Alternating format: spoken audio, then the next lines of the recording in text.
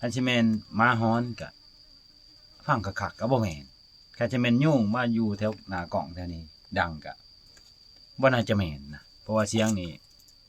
มันห้องแบบโอ้ยร้อนแฮงตัวคือสิแม่นเจ้าของหมูตัวนี้แหละ 100% เลยผู้ที่เลี้ยงหมูตัวนี้ฮะผู้ที่เบิ่งแย่งหมูตัวนี้นะนั่นแหละคนเฮาจึงบาดเจ็บตัวคนให้นอนพักผ่อนนี่บ่ดีพาแต่สร้างแม่ม่านเลาะจะนอนก็ลุท้องซะดอกเงินคักบ่เอานี่เซฟเอาสบายดีตอนเช้าทุกคนมื้อนี้บ่ได้ออกไปทางไหนนะมีแต่พายปลาดุกเพิ่นไปนอนดักมื้ออื่นพูนอยู่ลุมบ่พอหยังเพิ่นว่าในบ้านเฮาแต่ละคนก็ไปแล้วบ่ฮู้อาจารย์จักไปทางใดส่วนสำลีเฮาก็ไปวังยาทุกคนเอากระบังเฮาไปนะเพราะว่ากระบังเพิ่งมีปัญหากระเสื่อมปลาอยู่พุ่นแหละเพราะว่าพานปลาดุกก็กำลังมาวังยานี่เพิ่นไปดักแต่เมื่อคืนนี่แซ่แล้วไปดักคืนนี่มาได้ยังนี่ดิโอ้ยม่านพื้นหั่นบ่ยัง ขนาดว่าเลือกกระเพาะนี่บ่ตะแกะขี้ตาเอาก้อนหมูทั้งพกกันพกไปแล้วไปหาดักนี้ใกล้ๆนี้ไปพรวิทย์นอโอ้ยพูนโอ้ลงฮอดลุ่มได้ล่ะเวลาดักบนคืนมันมีเคยไปนะจังลกข้างเลยนี่สิกลับขึ้นมาก็ยุ่งลายว่าสิกลับขึ้นมาโอ้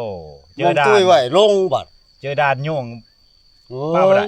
ได้เกิบมาใหม่งามนะทุกคนอยู่ไทยเพิ่นฝากมาให้นะก็คือเฮาฝากอันนั้นโพนหมิ่นให้เพิ่นทุกคนโพนหมิ่นตัวใดก็มีนะทุกคนเฮาก็บ่ได้ใส่อีหยังนะดองเราดองหยังก็บ่ได้ดองเพิ่นว่าเพิ่นใส่ดีนะว่ากินแล้วคักเฮาก็เลยฝากไปให้ทุกคน2อันนะเพิ่นก็เลยฝากเกิบมาให้บ่าวสบายครับของใส่ในป่าทุกคนก็คือถ้วยนะถ้วยสแตนเลสได้สิแม่น8ใบนะกับบวงนำเอาก่อนอื่นก็ขอขอบใจอ้ายเพิ่นหลายๆนะให้เพิ่นทางเพิ่นมีให้อยู่ดีไม่แห้งเฮ็ดหยังก็ให้ลุงให้เรื่องนะการงานก็ให้ดีขึ้นกว่าเก่าแล้วก็มีอ้ายผู้นึงเพิ่นฝากอันนั้นทุกคนแต่ดนแล้วล่ะเฮามีเวลาอาทิตย์ก็เลยได้โอกาสว่างๆอันนี้ก็มาขออันนั้นขอขอบใจอ้ายเพิ่นหลายๆนะเพิ่น500 บาทนะเพิ่นฝากให้ซื้อขนมเพิ่นโทรมาเล่นนำเพิ่นก็ฝากเงินให้เลยทุกคนทางที่บ่ฮู้จักกันนะแล้วก็บ่เคยคุยกันก็โทรมาทีเดียวก็ฝากเงินให้เลยเพิ่นว่าเพิ่นเป็นผู้รับเหมาทุกคนเป็นผู้รับเหมานะก็ให้เพิ่นมีงานมีการเนี่ยให้รายกว่าเขานะเฮ็ดงานเฮ็ดการก็ให้อ้ายหาให้แม่ให้อ้ายร่ำให้รวยนะโอ้คักเลยทุกคนใส่ย่ำโพนเขาทาอยู่ด้วยนะนี่โอ้คักเขาใส่ในไหนนั่นนี่ที่มัดไว้เนาะเลือดจิบแลนจิบจักเขาทาอยู่ทุกคนนี่คักอยู่นะชิมักใส่อยู่แนวนี้นะฉันแบบใบพายัง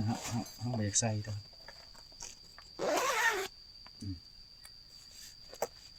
โอ้เกาหลีและติดใส่เกือบเดี๋ยวนี้นะโอ้คักทุกมักเลยเกือบแต่เห็นครั้งแรกก็มักเลยเราจะมาเดาใจคักว่าเราชิมักแบบนี้นะตัวนี้ถึกใจแห้งตัวนี้เขาทาอยู่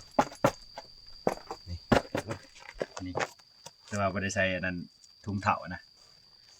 มันก็พอดีอยู่เราก็หูอีกว่าเราใส่เบอร์42นะทุกคน42นี่สิพอดีกับเราเพราะว่าเราใส่ทุ่งเถาเนี่ยจะพอดีเลย42นี่อันนี้เราไม่ได้ใส่ทุ่งเถาด้วยนี่ก็ยัง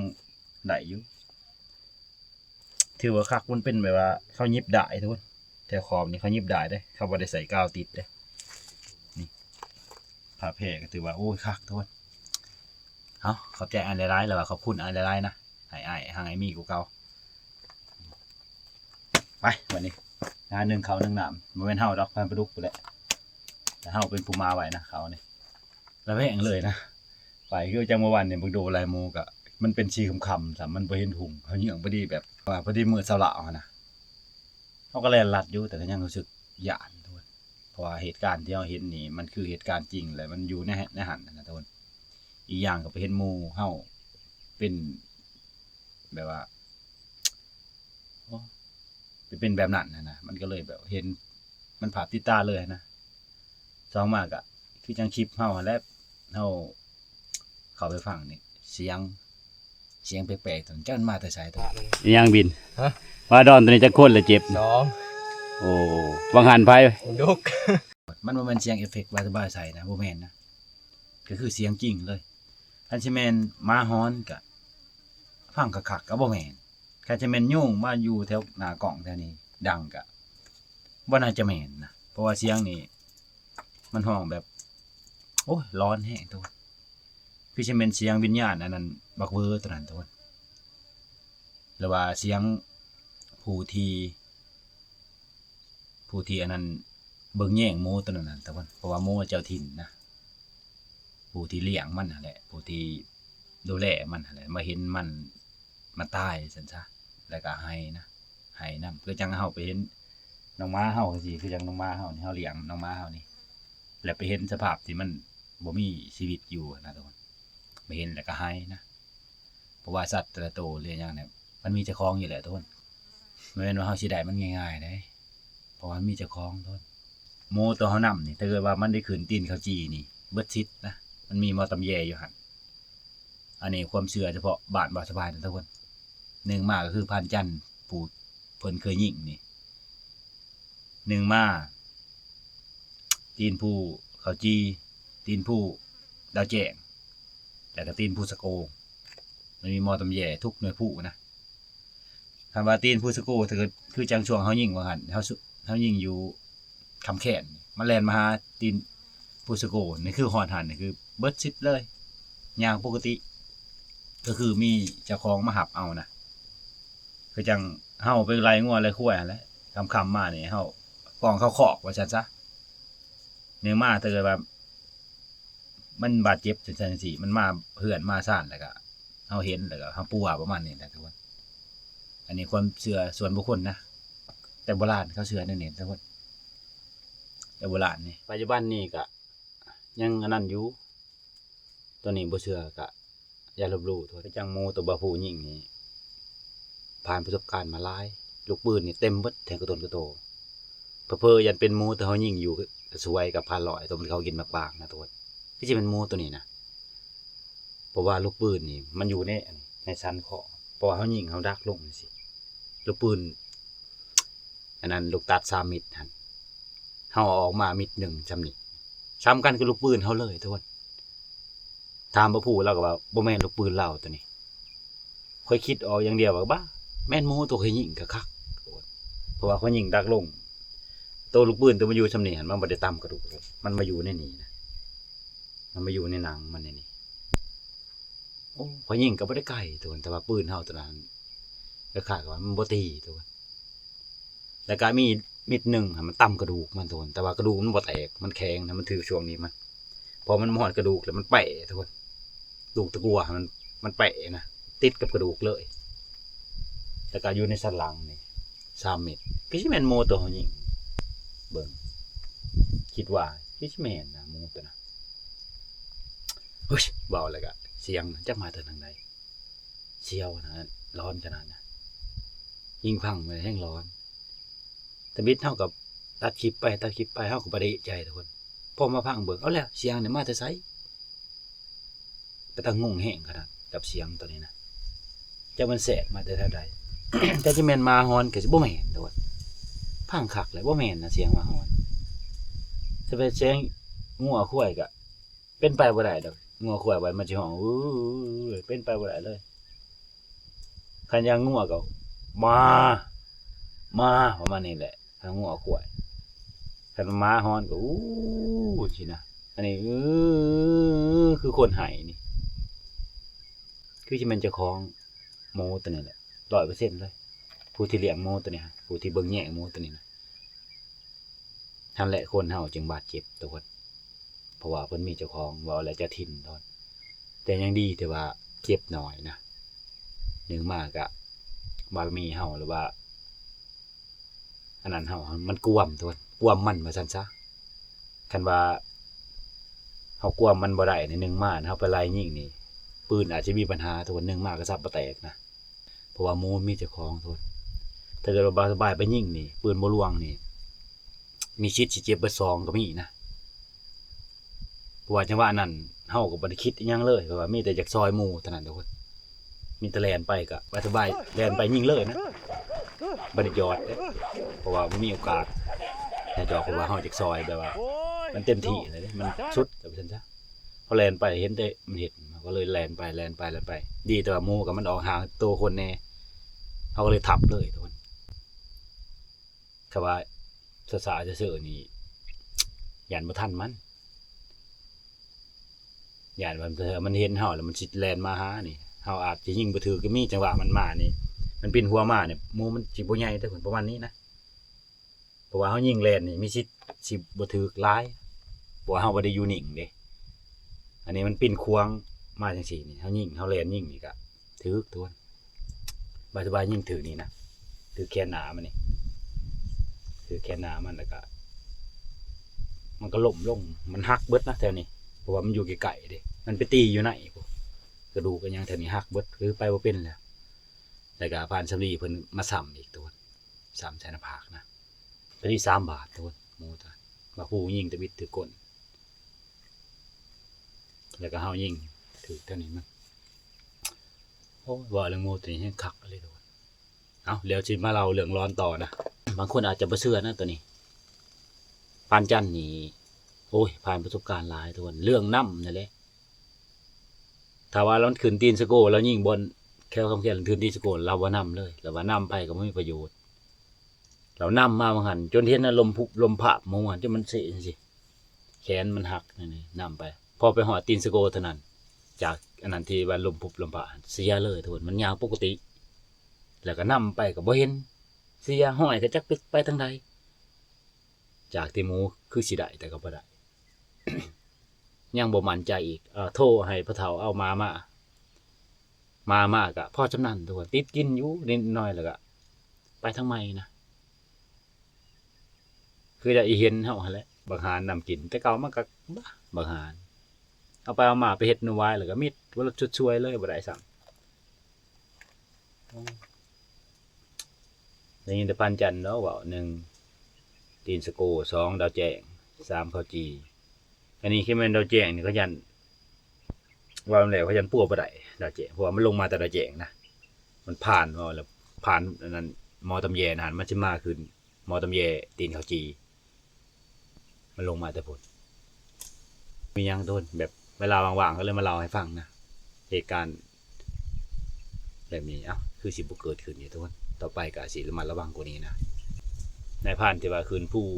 ทุกๆคนนั่นแหละทุกคนเบิ่งในคลิปที่เฮานั่นก็อย่าประมาทนะถึงสิเก่งชำแลก็ตามนายพรานนี่ผิดพลาดได้นะผิดพลาดย้อนหยังนึงมากอ่ะบางทีก็เฮายันบ่ได้ใจร้อนโดยความที่เฮาอยากได้นะอยากได้แนวกินว่าซั่นซะก็ไปแบบบ่ได้คิดอีหยังเลยย่านแต่บ่ได้ยิงว่าซั่นซะเพราะฉะนั้นก็ต้องระวังทั้งสองอย่างทุกคนอยากได้แนวกินก็จริงเฮาต้องระวังแน่ถึงสิเก่งจำได้ถึงสิประสบการณ์ผ่านจำได้ก็ผิดพลาดได้ทุกคนมันก็ต้องมีแหละบาดเฮาผิดพลาดเฮ็ดอีหยังก็ตามต้องมีนะบาดผิดพลาดทุกคนต้องมีระบาดผิดพลาดแต่ว่าสิน้อยสิหลายก็ขึ้นอยู่กับเฮานะหั่นแหละถ้าว่าเฮาพลาดขึ้นมาก็คือเห็นนั่นแหละทุกคนนั่นแหละในผ่านเก่าผู้ที่ประสบการณ์หลายๆหั่นเคยเห็นมาเบิดนั่นนั่นนี่ก็สิระวังขึ้นกว่าเก่าแบบว่าย้านนะการเว้าเรื่องในผ่านใหม่นี่ก็บ่ทันเห็นประสบการณ์พอบ่ได้แต่ว่าบ่ทันฮู้ลีเดตของหมู่ก็สิเข้าไปแบบบ่ย้านนะสิเข้าไปแบบบ่ย้านก็คืออย่างยิ่งอย่างเดียวก็มีส่วนนะตัวนี้ก็เฮาก็บ่ฮู้ในความคิดของแต่ละคนนะคือจังเฮาก็บ่เคยมีประสบการณ์หลายเดียวกระดอหรอกแต่ว่าเฮาระวังไว้ทุกคนแต่ขณะว่าเฮาระวังแท้ๆก็ยังมีข้อผิดพลาด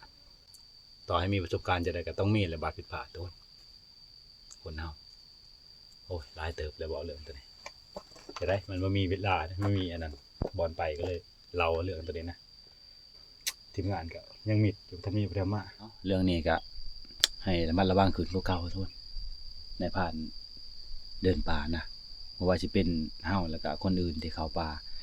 การที่เฮาเข้าป่านี่มันบ่แนวใดก็แนวหนึงแหละทุกคนที่สิเกิดขึ้นกับโตเฮาถึงสิบ่เกิดมื้อนี้ก็มื้อหน้าถึงสิบ่เกิดมื้อหน้าก็เฮาเบิ่งบ่เห็นอยู่แล้วว่าแนวใดนะแต่พยายามที่แบบบ่ให้มันเกิดน้อยที่สุดนะทุกคนคือจังเฮาไปเฮ็ดงานแหละขนาดว่าเฮาระวังจังซี่ก็ยังมีบาดเจ็บคือจังบ่สบายไปเฮ็ดงานพวกดับเพลิงพวกนี้นะว่าระวังที่สุดขนาดย่อท่อย่อหยังก็ยังมีบาดหนีบมือนะทุกคนขนาดว่าเฮาระวังนะนั่นแหละมันเอิ้นว่าอุบัติเหตุทุกคนช่วงที่เฮาผิดพลาดไปซั่นซะบ่สบายก็เรื่องเราแนวนี้ก็บ่ค่อยเก่งปานใดทุกคนแบบว่าอธิบายก็อาจจะบ่เข้าใจปานใดนะแต่ว่าลึกๆเนี่ยให้คิดเห็นนะหันจุดนั้นแล้วก็ให้เดาเอาเองนำนะทุกคนว่าแนวใดกระดูกห้องดีทุกคนจะมีคงให้บ่จ๊ะโดโดโดแม่นบ่ขึ้นแล้วบ่จ๊ะโดหูหนวกบ่กันนี่บักโดครึมๆนะทุกคนมื้อนี้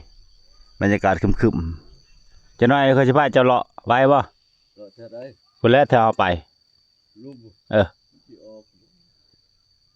หมูมันก็แห้งนอนแห้งดีแล้วใช่แต่ออกอีหยังให้มันดูเห่าผมอยู่พุ่นแดดแหละผมเบื้องอันนั้นฝั่งไทยอันแดดแหละทุกคนมันซองนาผาเพิ่นบินมาทางเห่านะเพราะว่ามีน้ำโค้งบังไว้นั่นมันก็ซองมาทางเห่าแดดจ้าเลยทางนั้น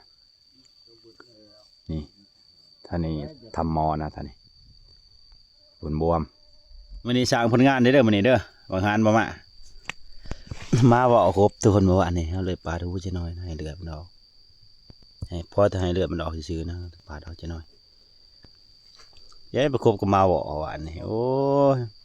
นี่จนปากบวมถือมองไปน้ำแล้วจะหน่อยเฮ้เขาจะกินข้าวเพชรนะเด้เขาก็ต้องเอามองไปน้ำแล้วอ่ะผ่านประดุกนอนแล้วแม่ว่าไปได้นอนเมื่อคืนนี้โอ้อยากได้บ่เดี๋ยวนี้เกือบกินปลาชิวอ้าวโอ้ยประธานออกล่าเอาเกือบตัวนี้ฮันใช้เต้นเพลงเกาหลีคืออยู่ใช่มากินปลาชิวเนี่ยมันจะคือไปได้เนาะขนาดไปนอนเลยอยู่ใช่เมื่อคืนนี่รอดพอดีโอ้กาแฟหายนอนพักผ่อนนี่บ่ดีพาแต่สร้างแม่ม่านเลาะจะนอนกระลุท้องใช่ดอกอ๋อโอ้ยเดี๋ยวจะพูดกูบ่ขอบบ่แท้บ่ให้โอ้ยโอ้ยนอนรุ่นบ่สำลีลงปลายบ่จ้านี่สำลีไปนี่นี่โลกพี่สิกินหยังล่ะตอนเช้านี่บ่มีแนวแล้วกับพังฮัดบ่ทับนี่ก็เม็ดเนาะจังได้บ่สิทับเนาะแต่ว่าพันกระปูกแห้งบ่ได้ออกตะบอนนะเฮ็ดจานเพิ่นก็มาได้สิได้เด้ใส่สเต็มยศปานนี้คือสิมีรอกแนวติดไม้ติดมือมาเนาะสาวเก็บบ่รับเห็นมีแววโอ้ยพูนอยู่หลุมเว้นมันนกกระทาห้องนกกระทาบ่วังเนาะจะน้อยไปโอ้ยกินหยังล่ะตอนเช้าหาแนวปัดเสาเนาะครับทาได้ปันเช้าแล้วนี่ใส่ขึ้นโอ้ลงไปจนฮอดกูหลอกบ่ได้เชื่อนะเฮ้ยนี่ยันดงในจ่ายใกล้ๆแบบนี้โอ้ยนี่กูนี่ฮะหลายกับถ่ายห่านนี่จ้านครับว่าบ่แม่นนะมาแล้วช่วงตี 4มีไปฮอดยังหลุมเขาอยู่นี้ก็มาแล้วเห็นบ่ขนาดเรื่องว่าตัวอ่าน 99% ความจริงอ่ะ 10% แปลกจังแปลกนั่นได้อีกก็บ่เห็นบ่โตพี่ก็ฮอกจ่ายลุ่มต้องลงจ่ายลุ่มจ่ายถึงบ่มีพูดอยู่ลุ่มมาลายโอ้เนาะว่าแต่ชะโลแต่เกิบและขนาดเนาะนี่ก็ได้อ้าวมันนักในกระเป๋าในกระเป๋าแห้งยังเลยกระเป๋าเจี๊ยเลยตัวนี้ทองครั้งโอ้ยแนวเป็กกระทือเลยเนาะในกระเป๋าฮะทาง MP3 มันบอกเฮ็ดโลดคะแนนนี่อ่านไปเท่าไรล่ะไปละแม่โอ้ก็ค่อยปุ๊บเจ้าขึ้นนี่ก็ย้อนตัวนี้เร็วมาสิพาไปต่อ อ๋อมาอีกแล้วผ่านปลาดุกนี่ บ่วิทย์ได้ ฮะ วิทย์ป่า รอบนี้ก็ได้ วีดป่าใช้ป่าเบิดเพง พูดแหละ ไปจะหน่อยนะบ่ ไปจะหน่อยได้เขาเดียว โอ้ยไปต่ออยู่นี่บ่เสียงนกกระทาจะนี่บ่คาถาตะทานนี่ประจักษ์โอ้ยจะนกกระทาห้องอยู่หลุมพุ่น บ่อยู่ในห้อง ขนาด ดอกอยู่นี่แล้วบ่ต้องไปพูดมันนี่มาห้องอยู่นี่ โอ้ย อยู่ลังนี่ กันเดี๋ยวนี้ฮะ ก็แล้ว ก้อยคืนโลดแจวคันเดี๋ยวนี้หั่น ว่าจะชี้แซ่บ่ถึง ประมาณแหละ ยังอีกทีมงานทำมาเบิดแล้วบาภูก็มาแล้วโหดพันกระปอมก็มาแล้ว จะได้บาภูบ่มีเหตุการณ์คักๆนะบ่ มีแต่อีแดงตัวเดียวหั่นแหละแหละ โอ้ ตัวบ่ได้ทับ บ่ได้ทับสำเนาะ โดดไกลอีหลี3 เมตรผมมาโดดบาทหนึง โอ้ โอ้โหไปพ่ออีกผม เอา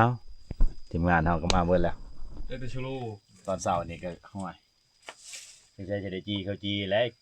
ปั่นห้องทองอยากจะได้ลงไปลมไปหาอะไรอันนั้นปลาซิวดีแน่แต่ว่าเขาติดหมองมานำนะอ่านเกมไปเรียบร้อยแล้วนะถือสมองเลยเอาปลามานะมันจะได้กินแต่น้ำเห็ดฉุกเฉินเนี่ยเนาะ ไปใช้บ่ได้นอนทุกครั้งไว้ อาจารย์ก็สลบเลยพูดจะพันกินฮอดอันนั้นเป็กเรากับพันลอยว่าสิจักสงสัยพันลอยว่าสินำมาอันพยานบ่มาดอกชูงบ่นี่เพิ่นบ่ฮู้ดอกบ่นี่บ่เคยมาจักเทื่อดอกโบดแก้วเพิ่นไปแต่ไปหาปลาอยู่ไอ้ชั้นเพิ่นพันลอยกะปลาน่ะกินยามฉุกเฉินได้สิไปเฮ็ดตลอดได้ปลานี่รอดได้ เดินแน่ลงไป กันว่าไปหาดักหาอยู่แต่จ่ายแล้วหาอยู่ลม ลงไปไล่รถ นาด กินเลย นี่นอนใกล้ๆนี่ตดใส่ก็ยังมินยังว่าเป็นนอนอยู่จ่ายอยู่ลุมบ่ อยู่ลุ่ม เป่าถือกันแล้วก็สิพากันลงไปห้องหน่อยพอแหละไปหาอะไรป้านะพอได้กินขาบเสานี่เพราะว่าทีมงานเฮามาแต่ละคนกับมีประมาณทุกคนเอาส่วนเฮาก็ไปออกไปทางใดรอบเสานี่ก็คือกินข้าวแล้วก็สิพาน้องมาหาเลาะเลยแต่ว่ามันต่ำบักเวอร์นะเพราะว่าบักอันเวอร์ไม่ลงอ่อนเท่านั้นนะเห็ดหอยมันลายอยู่แต่มันสิอยู่ส่งได้แล้วจะน้อยแล้วสิพาทีมงานเลาะทุกคนขาดรุ่นน้ำกันนะเสากินน้ำแล้วไปแล้วไหวกับต้นนี่แหละต้นลูกตัวนี้แหละก็เป็นห้องน้อยเลยลงไปใส่ห้องน้อยบอลมีปลาพอแล้วมาเบิ่งว่าจะมีปลาให้พอได้ปีกอยู่บ่นี่เอามองมาไล่ปลานะพอได้กิน แต่ว่าเบิ่งตอนนี้หันเม็ดเว้นหันปลานะเห็นแต่ปลาในน้อยๆเอาให้พันปลาดุกจัดการฮะ มองไป มองคอยนี่แหละ อ้าวมองเจ้าขึ้นลงมองเถอะ ไปหาอะไรขนาดนี้ เพราะว่า บำรุงแต่ว่า อย่ามาปราบบ ำรุงช่างแม่มุงแม่ม่านแต่ว่าให้กินดีอยู่ดีเนี่ยนี่ยังแนวสิกินเสาก็ยังบ่มีมันมีเวลาป่า เฮ้ย ขึ้นมาบ่เห็นป่าพอโตเอาพอได้กินตอนเสานี่นะโอ้ย ลังอิ่มมาแล้ว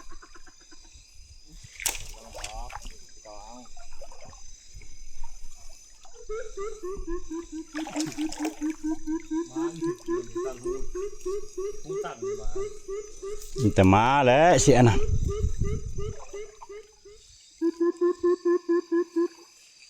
วนชื่อแล้วเจ้าแต่มันกันวนนี่ได้กินแล้วแต่ว่าบ่วนชื่องอกไก่ ไล่บางจานนี่ทางนี้มันบ่ออกคันเด็ด มันบ่ออกเนาะ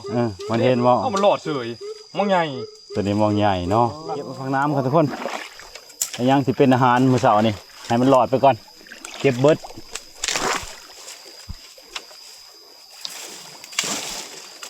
โพดอลีแต่อย่าเอามาปลูกนี่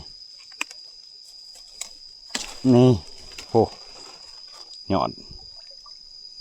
มักเลยโอ้แม่นผู้กินประหยัดในช่องยอดนะกินอิ่มแล้วโหน้องนั้นมันแก่นะนี่ช่องยอด รวมหัวทีมงานเห็นเนาะนัดกับแนวนี้ฮะ ว่าอย่างหัวดิ2 4 6 คนนี่มันกูมาปากตัวเองเนาะ โอ้ยเลือกลายนี่แหละก็หอกกูไปยิง ก็ห้องไปยิงดอก เฮ็ดสุดท้ายมาเฮ็ดกับป่านี่โอ้จับเช้าปลาตองจะได้นะเปล่า ได้ จักโตแล้ว เด้ โอ้ปลาดุกมานเนาะ3-4โตเลย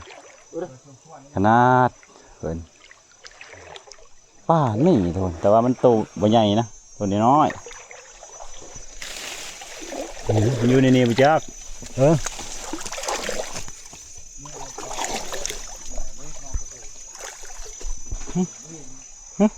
ต่ำเลยยิกๆอยู่นี่จังบนได้นี่บนนี่ทุน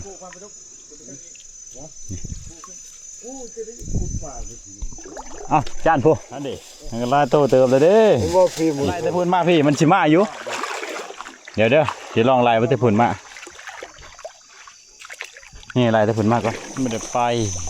ป่ามันหูว่าเป็นหมองเนาะเฮ็ดคือพานใหญ่แล้วยับมาเลยเราไหลยับมาคือให้เราเชื่อตำเลย ตัวใหญ่ปลามัน ซองปะ ปลามันไม่เห็น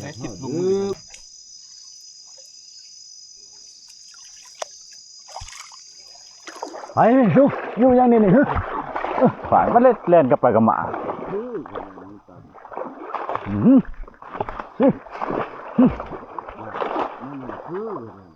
ไม่ได้ออก น้องเจ้าสิ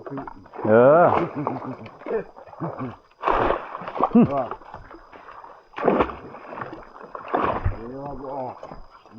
แค่เลยโว้ยมองมาอยู่ถึงเด้อ เทือกใจเนี่ยปลาตับ ตามจนปีแค่เลย ปลาตัวฮะ ป่ามันใหญ่กว่าหม้อ เป็นมองปีนนี่บ่ เป็นมองปีเนาะ ตับบาทหนึ่งมาลายๆปีนครับ เอาจะได้ไล่เข้ามาอีกมันเข้ามันโหลดเอาไปจ้ะจะได้เบิดหรือเปล่า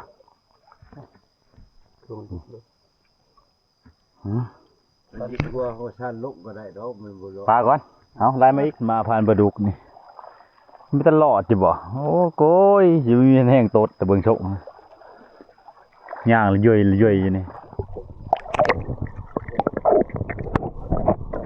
ก้อยนี่แหละเอามาให้ปลาดุกเห็นเบิ่งไว้ปลาดุกนี่ที่คือยอดพังน้ำเลยนี่หั่นมันแม่นได้ยอดคนแค่น ดูคนนี่ 6 คนอิ่ม แม่นไป คนป่าเฮาลายเติบได้นี่เป็นถ้วยนี่เนาะ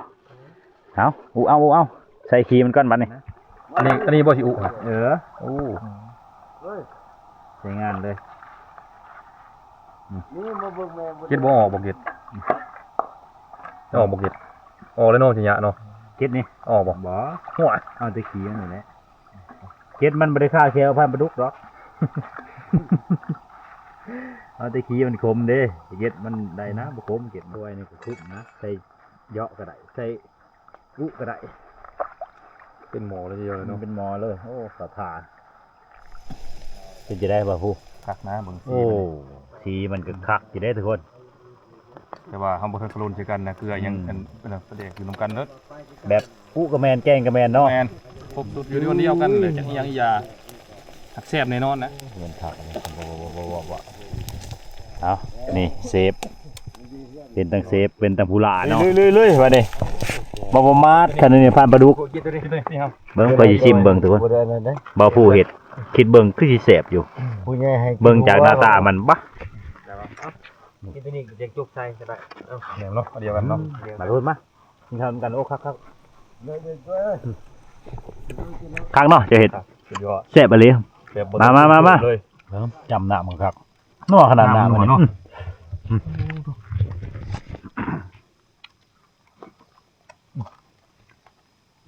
โอ้บัวหอม เดี๋ยวมันเข้ามาซองบ่ทำไมทุกอย่างทีมงานเพิ่นมาซองเบิ่งเขาเฮ็ดอีหยังกันบินเนาะ ที่เราได้ตอนที่จำนามมาหรอกเนี่ย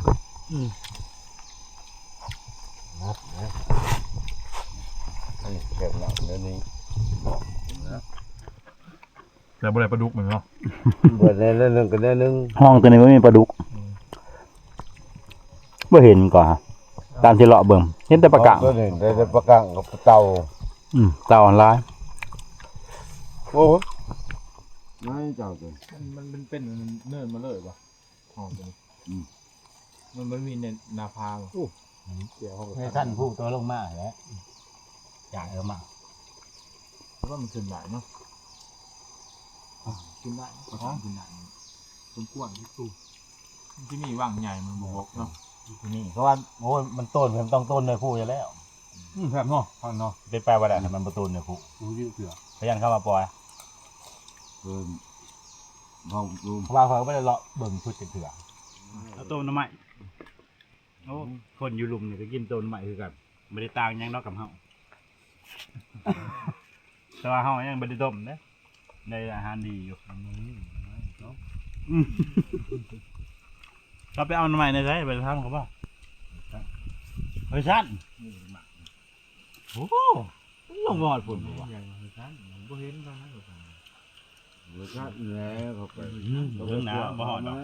เมื่อวานนี่ไปปล่อยอยู่ห้องเทิงสิไปถามบ้านยังบ้านดุนบกงานเขาเลยทุกคนหาเลาะแซมองหอดถึงพวกวันนี้มันมีน้ำกินเก่งในพันปลาดุกนี่ย่อยมาตั้งแต่พุ่นพุ่นแล้ววันนี้ก็ชิมาหอดปีพอดีแล้วนะเอา กักแล้วน้ำกักเกงใน เพื่อบำรุงสุขภาพเก่งในพันปลาดุกต้องห่วงดอกบำรุงสุขภาพกินแล้ว เฮลโลดโอ้เบิร์ดเนาะตุกหนึ่งเบิร์ดเลยอ๋อ เข้มเว้ย เอาก็คือกันนั่นแหละทุกคนนี่ย่างลงไปกินเลยเห็นจะได้ฉันไปกินก็บ่ได้นะเพราะว่าคนเฮานี่กินข้าวก็ต้องกินน้ำเอาเป็นยังดอกดีแล้วล่ะ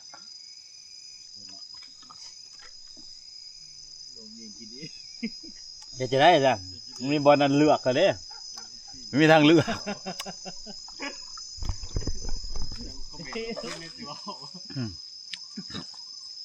อยู่ผู้จริงแหละทุกคนที่จริงกันมันมีอีกคนอยู่เทิงลงแต่เราไปเห็นตรงนี้เราเองกินเองก็คือฉีกไข่กวนในหนึ่งอยู่ตรงนั้นโอ้อร่อยเหมือนกันนะเนี่ย เวนยาพิษแต่กินแล้วนะ เนาะ กักเกงในพันปลาดุกเป็นยาพิษแต่บ่กินเลย มีแต่จะน้อยแหละสิผ้าบักโด5เลาะเบิ่งเทว่าตำบักเวอร์ทุกคนเอาโอเคนะคลิปนี้กับผมมีอย่างไรทุกคนสิจบไว้เท่านี้แหละก็ได้กระถาติดตามกันคลิปต่อไปทุกคนไปชิมานเลยจะได้โอ้รอบนี้นี่บ่อยากปานใดนะไม่ได้ออกแต่บอลเลยก่อนทีมงานเท่าพวกออกแต่บอลกับบ่ค่อยฮู้ปลานะคือยังบ่พูดกับบ่ค่อยฮู้ปลาอาจารย์เพิ่นกับเพิ่นบ่ค่อยฮู้แถวนี้เฮาก็บ่ฮู้แต่ว่าไปมั่วเลยก็พอไปได้อยู่ทุกคนคันสิหาเลาะตอนเช้ากับบ่พอจะได้ยิงอีหยังดอกพวกโดดไปนำมันไปแห้งมาตอนนี้คือเบิ่งหานคือการไปแห้งเอาตามติดตามคลิปต่อไปทุกคน